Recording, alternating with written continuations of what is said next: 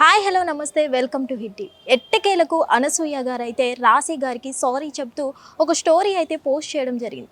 ఈ సిచ్యువేషన్ మనం చూసుకున్నట్లయితే జబర్దస్త్లో అనసూయ గారు యాంకరింగ్ చేసే సమయంలో కొన్ని స్కిట్లు చేస్తూ ఉంటారు.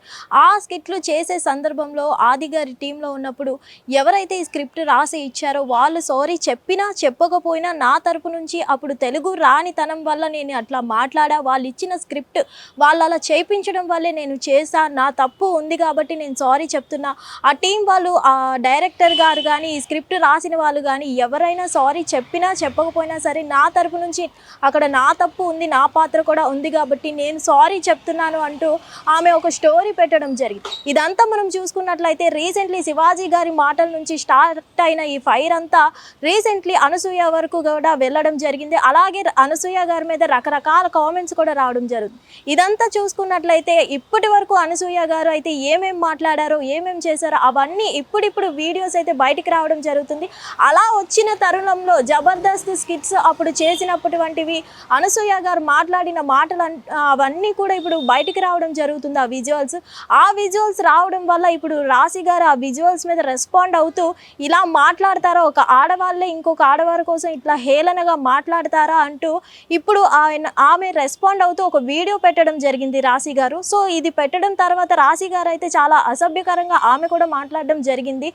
ఎందుకంటే ఒక ఆడవాళ్ళు అయ్యి ఉండి వాళ్ళు మాట్లాడుతుంటే వెనక మళ్ళీ వీళ్ళు నవ్వడమా, అది మళ్ళీ స్కిట్ చేస్తూ అది టెలివిజన్లో అది స్క్రిప్ట్ ప్లే చేయడమా అంటూ రాశి గారు రెస్పాండ్ అవ్వడం జరిగింది. సో ఇలా రెస్పాండ్ అయిన తరుణంలో అనసూయ గారు అయితే దీన్ని రెస్పాండ్ అవుతూ సారీ చెప్తూ అపాలజీ అడుగుతూ ఒక స్టోరీ పెట్టడం జరిగింది. ఆ స్టోరీ ఏంటో మనం చూసుకున్నట్లయితే, డియర్ రాశి గారు, my sincere apologies to you.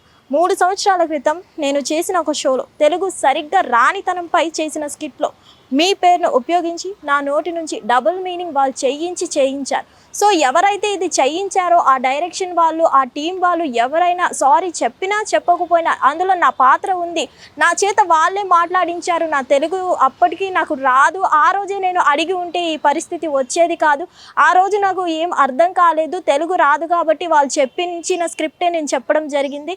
So మొత్తానికైతే నా తప్పు కూడా ఉంది కాబట్టి నేను సారీ చెప్తున్నాను అంటూ మొత్తానికి సారీ అయితే తెలపడం జరిగింది. I'm more stronger and empowered than before to question the narratives built around women's body. Hope you understand and lend your support. Wishing you well, ma'am.